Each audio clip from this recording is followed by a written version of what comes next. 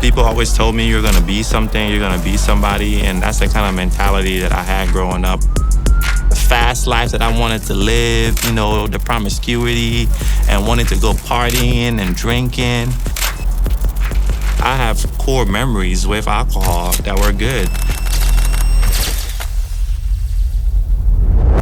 I was raised in Liberia, and a part of just West African culture is this idea of if you're not a doctor or if you're not a lawyer, then essentially maybe you're not as successful.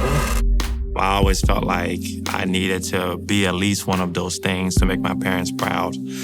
So when I got into college, I started off as pre-med. So I was like, well, this is not really what I want to do. And I switched to art. It was my first year in college. I had never drank in my life. So that's how I got my first taste of alcohol. It made me a lot more confident. I felt like I could go up and talk to any girl. So started drinking in 2006. And it wasn't maybe 2 years. In 2008 is when I picked up my first non-DUI. Back then, I didn't think I had a problem. I'm like, I drank too much and he pulled me over and that's that. I graduated college and then I'm driving in Louisville one day and I see this billboard up there and it said AMTC, Actors, Models, and Talents for Christ. I auditioned for all these different agents and I got an offer as an actor in LA. Say I had a commercial. When those moments happened, I would try to super promote them because then it would give me this feeling of okay, I'm finally being something, I'm doing something, I am validating my existence. And in those moments, friends would come around, we would celebrate, and when they would leave, I would just celebrate with more alcohol. But nothing lasts forever. So people will go back to their lives. The commercial is no longer on TV. That thought comes back. You're back to where you were. You're still nobody. Alcohol became a true companion for me. It was in LA that I crossed the invisible line where you can no longer control your drink. If I take a drink, I won't stop. Things really weren't going well. I kind of was running out of money. And it just started feeling like time was running out. This person who I was supposed to be wasn't materializing. The acting thing wasn't going well. I went into selling cars and then now I lost my job. So then I have no money. I'm in this apartment. I don't know what's gonna happen. And I remember that was the first time in my life, I believe I contemplated taking my life. And I had been drinking so much, my esophagus is burnt. Each time I drank, it would hurt, but I couldn't stop. I think my mind was just in a place of, you are a slave. You are no longer in control of your own life. There is this thing that is now driving your mind. My body wants to stop, but my mind says we have to keep going. I went to go see a friend of mine in Atlanta, and as I'm leaving Atlanta, I went to a liquor store. I can vividly remember, it's almost like a voice. I believe it was the Holy Spirit. If you go in there, you're gonna get arrested tonight. It opens at 10 o'clock, and I walk right in there and get me a pint. I left at 10 o'clock. It was 7 or 8 p.m. I'm in the middle of Tennessee somewhere, just drunk. And next thing I know, a police officer taps on the glass. And then that's when I get arrested in Tennessee. And they say I have to do 40 days in jail. And the very same night they let me out, on my way back from Tennessee, I stopped by a liquor store.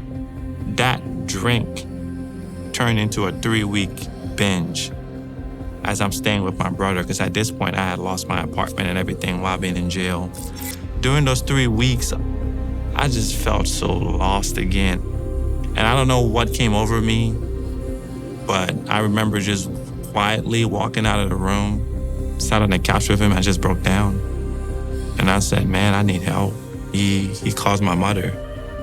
She reached out to the church. My mom is a member at the Southwest campus. ARC, Addiction Recovery Care, had just started working with Southeast. I picked up the phone. I talked to this guy named Matt. He's like, man, if you need help, we can help you. I was just mentally tired of trying to do this on my own, trying to become this person. I have been striving at that point for 33 years. I don't know what God has, but you know what? Let's give it a shot. And that was the first time in my life where I think I surrendered my thoughts and my feelings and my will over to God and say, just do what you want to do. I didn't know it was a sore spot for me until I went into treatment and started talking about this stuff. When I was in college, I was a junior at the time, and she was a freshman. You know, we were both Christians, but the truth is, I don't think we're really living according to God's design. And she went and took the test, and yes, it turns out she was pregnant. We ended up making a decision to just terminate the pregnancy. And I can still remember I was really torn about that decision because a part of me was like, man, well, maybe we can kind of figure this out. I had buried that for a long time. And what I realized happened was that usually around the anniversary of that, I would always relapse. I didn't know until my clinician pointed that out. A part of me just always wonders, like, you know, like, what would that person be like today? Maybe I wouldn't have become like an alcoholic. Like, what would their personality be like? If it was a boy, would he look like me? Or a girl, would she be a daddy's girl? And I'm never gonna get that answer.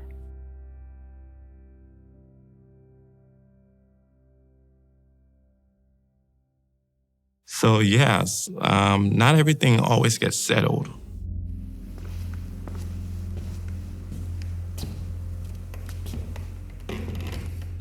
You never get to this place to where you say, I'm healed. I'm living and walking in freedom, but there is a daily discipline that I must maintain. And if you're not coming back to remind yourself of the truth over and over daily, eventually it'll get replaced by something else. So you just have to do that daily so that your mind is always set on, this is what God's truth is for me. I am not my performance. I am not what I do. I am who I am because God says this is who I am. And I have to do that every day.